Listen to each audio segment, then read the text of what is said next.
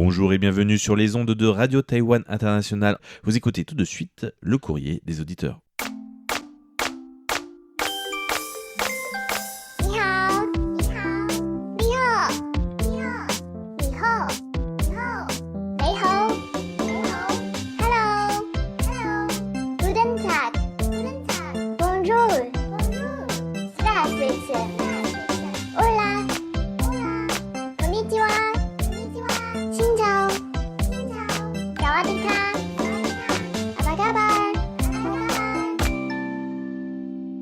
Bonjour à tous et bienvenue sur les ondes de Radio Taïwan International pour ce courrier des auditeurs. Vous êtes en compagnie de Valentin Floquet. Et de François-Xavier Boulet, bienvenue. Bienvenue, alors peut-être pour commencer, comme traditionnellement nous allons parler un petit peu de l'actualité de la radio, des concours, etc. Et puis on continuera en parlant un petit peu, en répondant un petit peu à vos questions, voilà. Voilà, mais on va commencer par une nouveauté parce que dans le rappel des concours, il y a un nouveau concours puisque le mois de juin vient de commencer. Tout à fait, et nous l'avions réservé pour ce oui. courrier des auditeurs-là, puisque la semaine dernière on s'est posé la question, est-ce qu'on fait le concours ou pas un peu en avance, vu qu'on s'approchait quand même du mois de juin. Eh oui, un petit peu moins d'un mois pour répondre puisqu'on vous a volé de 6 jours, 5 jours et demi. Tout à fait. Voilà. Mais par contre, la question est relativement facile. Voilà pourquoi aussi on attendait. Il s'agit d'une infrastructure pas comme les autres à Taïwan. Oui. Infrastructure, c'est un grand mot pour cela, mais oui, quand même. Oui, c'est vrai que... Un équipement de transport. Voilà. Alors, la question, c'est combien de pistes cyclables y aura-t-il en 2026 autour de Taïwan ? Voilà, donc on insiste autour de Taïwan, c'est-à-dire des pistes cyclables qui font le tour entier de Taïwan. Sachant qu'en 2027, ils vont les retirer. Non, bien sûr, ça c'est la petite blague du jour. Oui. Voilà, il y en aura combien fin 2026 ? C'est-à-dire qu'il y en a au moins une en cours de construction, Tout à si fait. la question est posée. Voilà. Alors, vous nous donnez votre réponse avant la fin du mois de juin et vous pourrez remporter...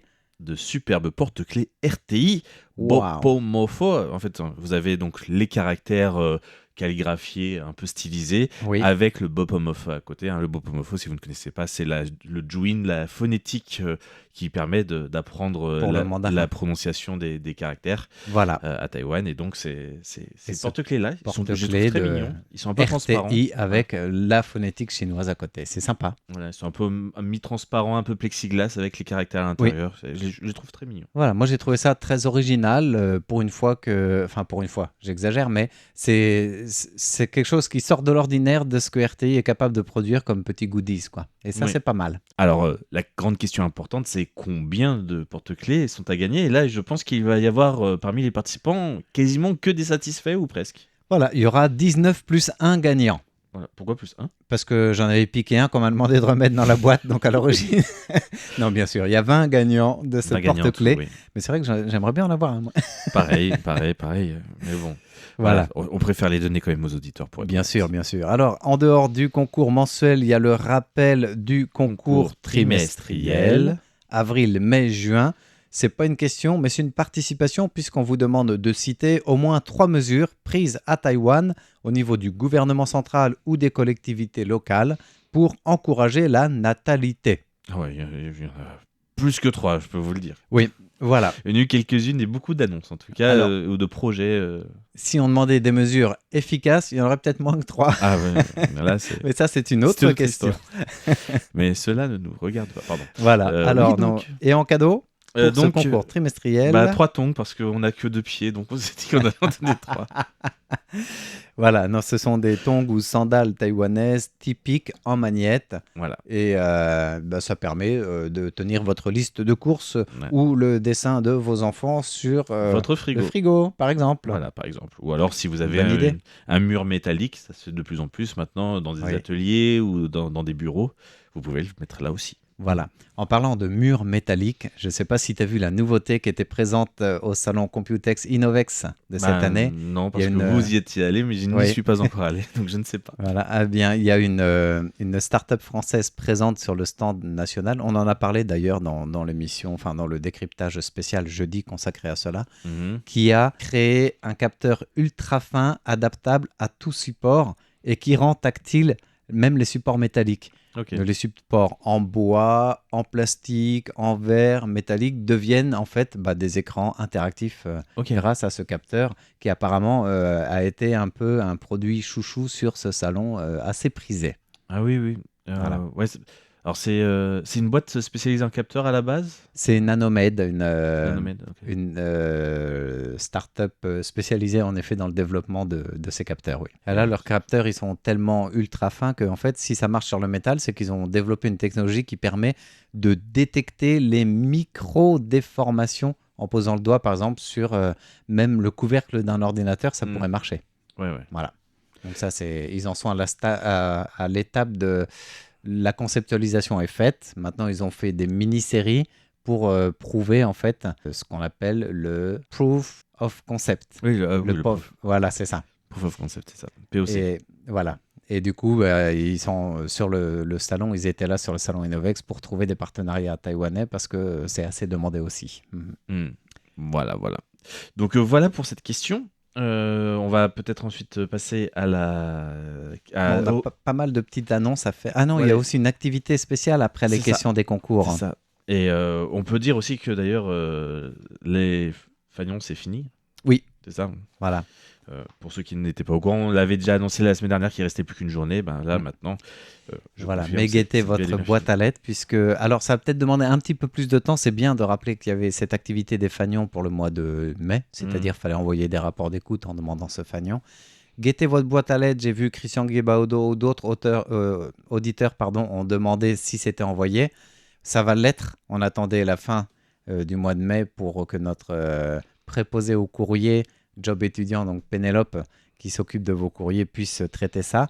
Et elle va le faire en lien avec Marie, qui va la remplacer. Donc, elles sont en tuilage, puisque Pénélope va quitter à la fin du mois RTI pour aller dans le monde professionnel, maintenant qu'elle a son diplôme.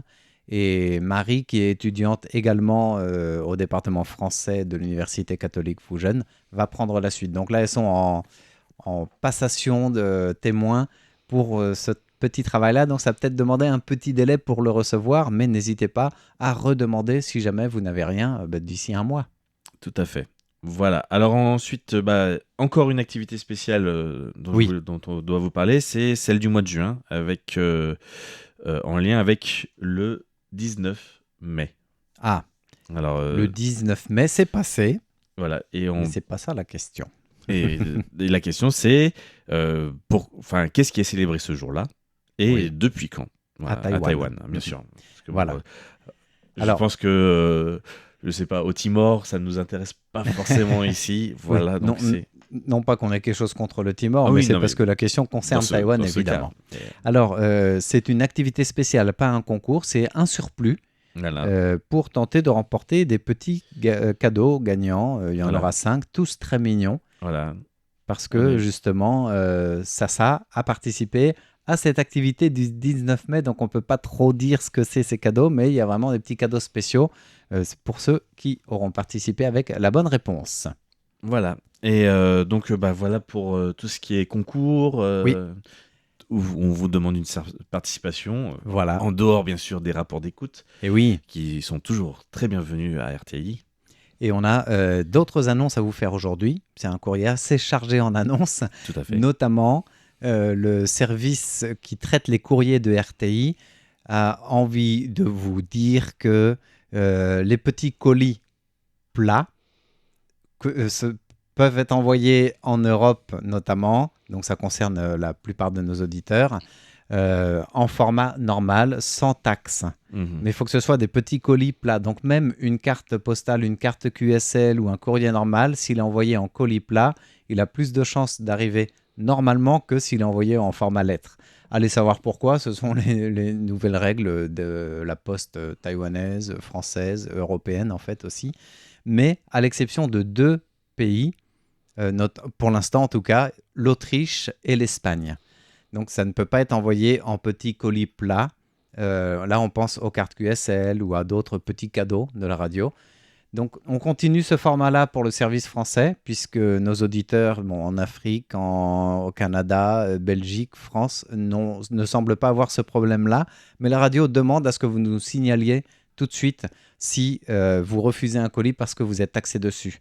Même si c'était un petit colis plat, genre carte QSL. Qu'on puisse nous transformer notre manière d'envoi le plus tôt possible, parce que si vous refusez un colis sans nous l'avertir tout de suite, l'expérience montre que la poste ne renvoie pas forcément tout de suite à l'expéditeur. Elle attend 4, 5, voire 6 mois pour envoyer tout d'un coup.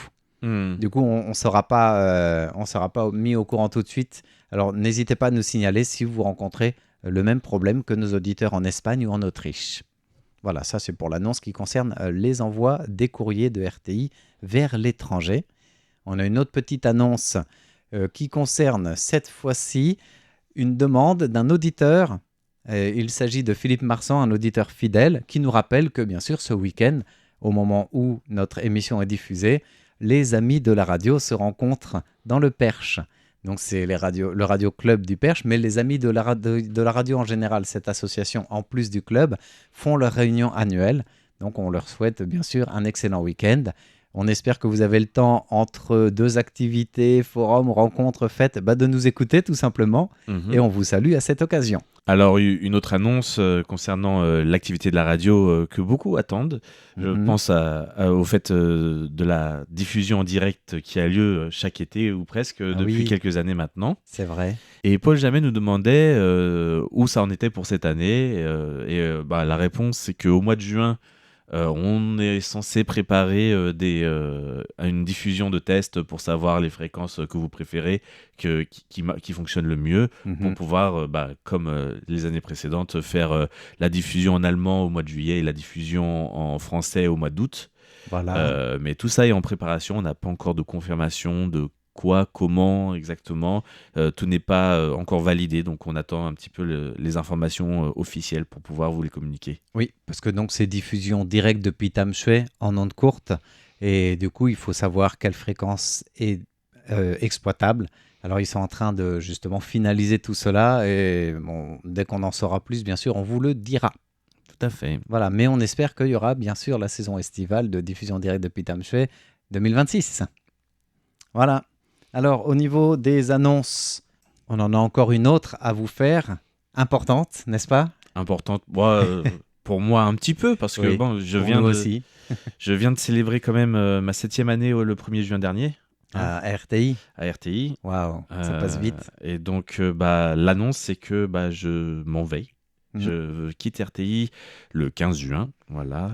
D'accord. Je vais travailler ailleurs. Après 7 ans... et 2 semaines. Voilà. Donc, il y aura plus de Graines de Business. C'est aussi la fin de Graines de Business qui aura été quasiment dès la première semaine. Je crois que c'était la 3e semaine où j'ai commencé. Oui. Et jusqu'à aujourd'hui, quasiment toutes les semaines. En 7 ans, tu as animé cette thématique, en fait. Tu n'as pas changé de thématique. Non, j'ai fait toujours cette thématique. 350 épisodes, je crois. Waouh. C'est une grosse thématique. Par semaine, oui. Parce que c'est quand même de l'actualité des entreprises, donc au final, il y a toujours des choses à dire. Oui. Et donc, voilà, c'est la fin aussi de Graines de Business. Ce que je peux dire comme bilan là-dessus, c'est que je suis très content quand même d'avoir pu parler un petit peu de cette partie-là du monde de l'entreprise à travers Radio Taïwan International.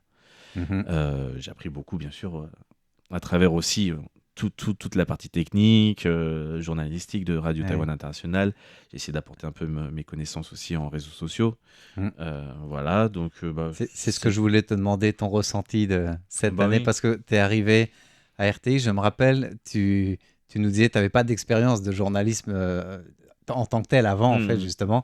Qu'est-ce qui t'a le plus soit apporté, soit même étonné de cette expérience-là de 7 ans ? Le journalisme, que ce soit à Radio Taïwan International, et c'est pas encore complètement vrai à Radio Taïwan parce qu'on a un peu de temps, mais c'est vraiment l'instantanéité du travail à fournir qui est pas toujours évident. Et c'est vraiment ça qui m'a le plus marqué en tout cas. Pour le reste, au final, ça reste de la production audiovisuelle pour nous principalement, et aussi journalistique. Ça reste quand même notre principal travail reste quand même de se sourcer sur des médias locaux, notamment la CNA, l'agence nationale de presse, et ce genre de choses. Donc au final, notre partie journalistique et reste quand même assez simple, on va dire. Mhm. Euh, Oui. Puisque on n'a pas le temps d'aller faire de l'investigation ou de faire des grands formats comme on peut le faire, comme on aime les regarder en France notamment, Voilà. même si on On invite essaie des de gens. faire parfois, ouais, c'est Voilà, différent. Mhm. c'est pas évident de faire des grands formats, donc c'est un travail quand même assez fréquent et Mm. rapide à fournir. Oui. Donc voilà, c'est ça mon ressenti plus ou moins. Voilà. D'accord. Donc le défi de l'instantanéité Tout à fait. de l'actualité à couvrir. Et par rapport aux auditeurs, un rapport des gens qui ont, en 7 ans, tu as commencé à plus connaître, j'allais dire, les Oui. auditeurs sans forcément les voir. Enfin si. Si, j'ai rencontré Christian Guibaudo. Et oui, Christian Guibaudo était venu nous rendre Oui. visite à Taïwan, tu l'avais vu. Et après, au niveau de la relation avec les auditeurs, j'aime bien quand même avoir des retours sur notre travail, de communiquer avec les personnes qui nous écoutent régulièrement et qui Oui. regardent nos contenus, hein, Mhm. peu importe le support. Et c'est vrai que parfois, même sur les réseaux sociaux, moi qui est habitué aux réseaux sociaux un peu plus viraux, Oui. c'est un peu plus, on va dire, le rythme, la cadence de retour est quand même un peu plus lente, on va dire Oui. ça comme ça. Et moins fournie, moins moins nombreuse fournie, aussi. oui. Mhm. Ou alors c'est pour des fois, en tout cas sur les réseaux sociaux, là je parle, Oui. les retours sont des avis, souvent des avis Divers. politiques, etc., sur Ah oui. lesquels on peut pas trop fournir plus d'informations. Oui, Euh, parce et qu'on donc, reste neutre de notre voilà. côté. Oui, et puis parce que c'est vraiment juste un avis, donc on peut pas Tout à fait. y répondre n'est pas forcément toujours nécessaire. Voilà. Voilà, ni Donc, opportun. voilà. Pour mon dernier courrier des auditeurs, parce que c'est le dernier, Eh oui. je vous invite encore une fois, comme je l'ai fait à chaque courrier des auditeurs, à réagir, à interagir avec nous, Voilà. parce que c'est vraiment un peu notre moteur à Oui. RTI de modifier et améliorer nos contenus Mhm. régulièrement. Voilà. Eh bien, au nom des auditeurs et auditrices qui nous écoutent, je pense qu'ils sont d'accord avec moi pour te souhaiter bon vent Merci. vers de nouvelles aventures professionnelles.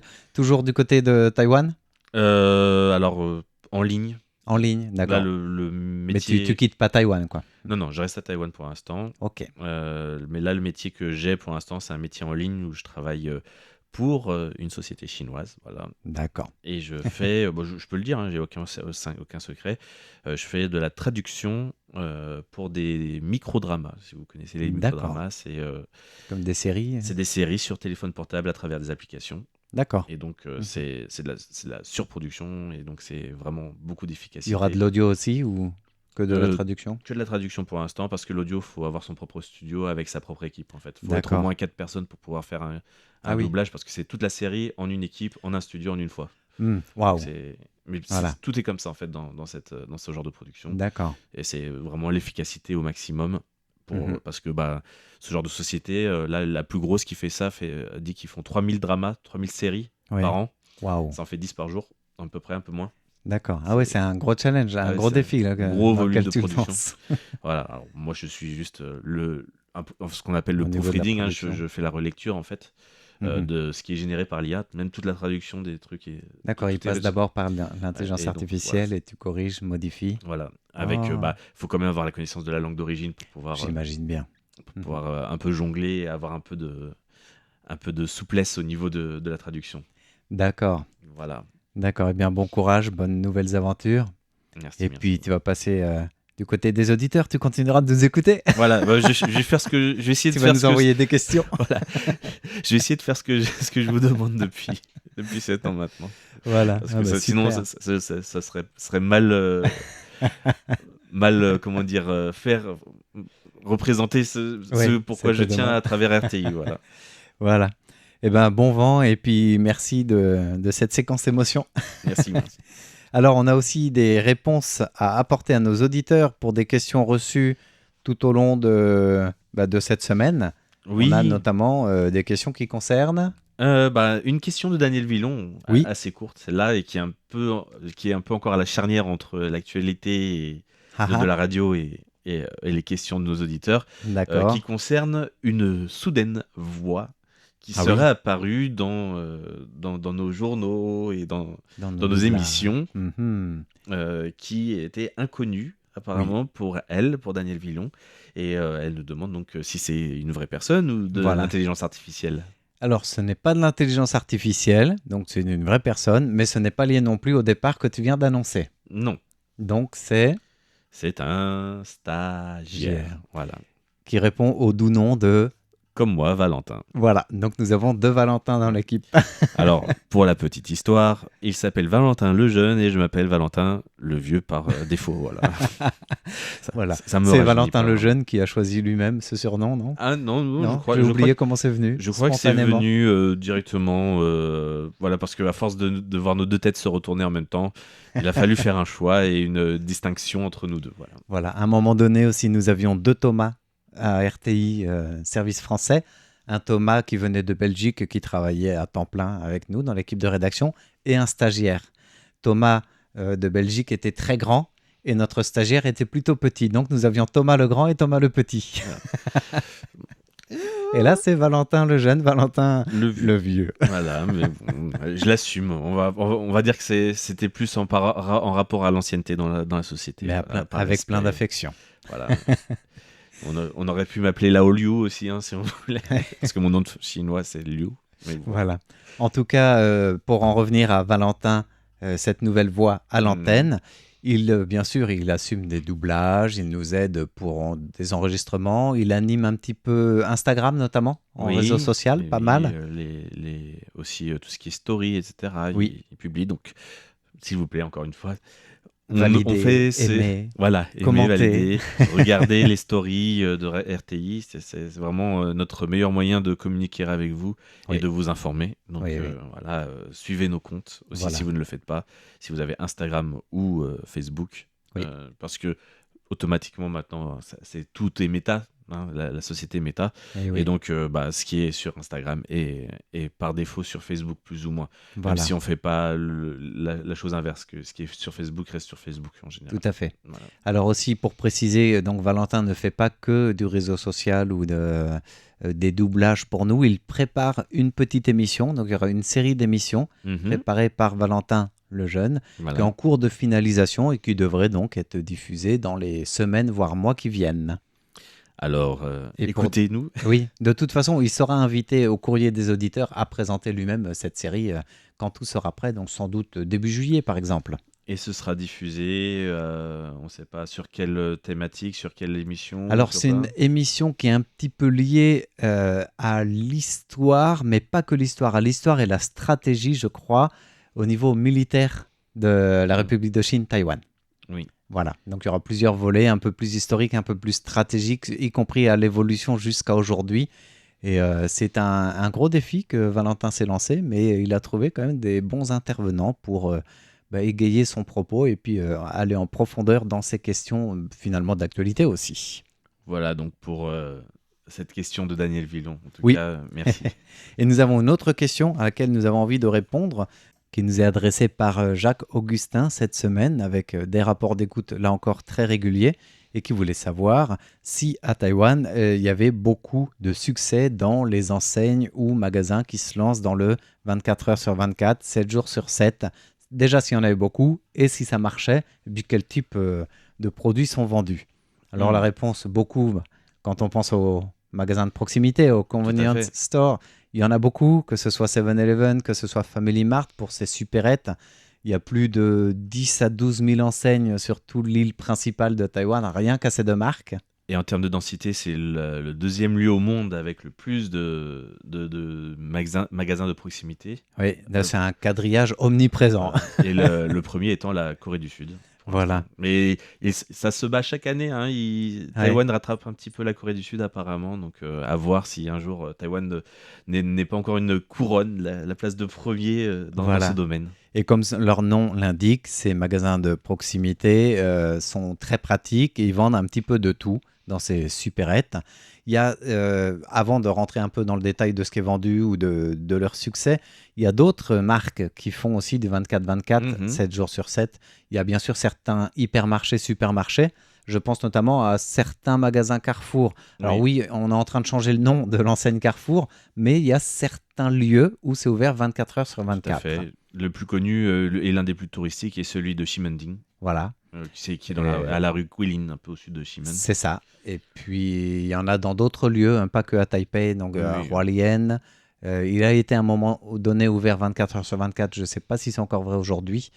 À Panqiao, par exemple, dans le quartier du Nouveau Taipei chez moi, ils ont testé le 24 heures sur 24. Puis après, ils ont gardé la politique d'horaire souple, c'est-à-dire quand il y a des fêtes ou les avant-fêtes, il va ouvrir jusqu'à 23 heures. Parfois jusqu'à minuit, mais maintenant ils font que des nocturnes occasionnels. Voilà. Après, Voilà. moi, je pense aussi à une de mes choses favorites à Taïwan, ce sont les magasins de petit déjeuner. Il y en a des 24 heures sur 24 aussi. C'est pas faux. Il y a aussi certaines quincailleries, les fameux les Xiaopei Pairo. Ouais, les Bairodian, ce sont Voilà. ces magasins, des bazars en fait, dans lesquels on peut trouver un peu de tout, des supermarchés avant l'heure, on va dire ça comme ça. Bah c'est ça, il y a de l'alimentation, il y a de la droguerie, des articles de maison, des gadgets, il y a de tout. Et À la puis il y a mode de rien. taïwanaise, voilà. Voilà. Et c'est C'est souvent ça. pour des produits très très bas de gamme. Oui. Voilà. Alors au niveau de la législation à Taïwan, il n'y a pas d'interdiction de magasins 24/24, 7 jours sur 7. Il n'y a pas non plus d'imposition, c'est pas imposé de le faire, mais il y a quand même un encadrement assez strict et de plus en plus clair et transparent pour protéger notamment les droits du travail, mais aussi l'environnement des quartiers. Mhm. Donc le droit du travail, bien sûr, c'est pour la protection des employés de nuit. Les lois sur les normes du travail qui viennent d'être amendées, d'ailleurs, imposent des contraintes de plus en plus lourdes aux enseignes qui ouvrent la nuit pour limiter les heures de ceux qui travaillent. Parce qu'au lieu de faire des tours de 3-8, il y a certains magasins et enseignes qui font du 2-12. Maintenant, normalement, en théorie, légalement parlant, on ne peut pas dépasser 8 heures par jour et 40 heures par semaine pour les horaires de nuit qui sont aussi sujettes à Une majoration. Ouais. une majoration, donc des heures supplémentaires mieux payées. Et sinon, elles sont sanctionnées par le gouvernement. Mais on va revenir, il y a toujours la loi et puis la manière de... Contourner. la flexibilité. Voilà. Et le cas des employées féminines, c'est arrivé aussi ces dernières années. C'est théoriquement, selon l'article 49 de la loi sur la protection des employés, un employeur ne peut pas faire travailler une femme entre 22h et 6h du matin. Ça, c'est le cadre légal. Sauf si, parce qu'il y a toujours Sauf des si. alinéas, l'entreprise a obtenu l'accord préalable de l'employé, du syndicat ou du représentant des employés, qui doit être un comité paritaire et qui garantit des mesures de sécurité strictes, que ce soit en transport pour se rendre sur le lieu de travail ou des dortoirs sécurisés si on ne peut pas assurer un transport depuis le domicile de la personne à son lieu de travail pour une femme la nuit. Il y a aussi la loi encadre la santé au travail. On parlait de l'environnement, donc en termes de nuisances et d'urbanisme, c'est de plus en plus réglementé. Et alors la partie que j'adore, c'est le fameux carillon nocturne. On n'a pas le droit de faire sonner les ding-dong d'entrée ou de sortie, et ça, tous les magasins de proximité les ont. Eh bien, normalement, on peut enregistrer les décibels de ces portes-là entre 22h et 6h du matin. Ils sont en théorie obligés de baisser le volume sonore de tout cela, quoi. Et le gérant, parce que c'est pas forcément le propriétaire, doit aussi gérer la clientèle pour ne pas avoir trop de nuisances sonores dans le quartier s'ils ouvrent la nuit. Donc, ils sont responsables de la nuisance, enfin, du niveau sonore de décibels de leurs clients. En parlant de décibels, je pense que c'est là pour ceux qui penseraient qu'on vous casse les oreilles, en tout cas. On C'est va la nous fin. coupler le sifflet. Voilà, c'est la fin de cette courrier des auditeurs présenté par Valentin Floquet. Et François-Xavier Boulet pour Et- RTI. Au revoir. 你好，你好，你好，你好，你好，你好，你好，你好，hello，hello，guten Tag，guten Tag，bonjour，bonjour，здравствуйте。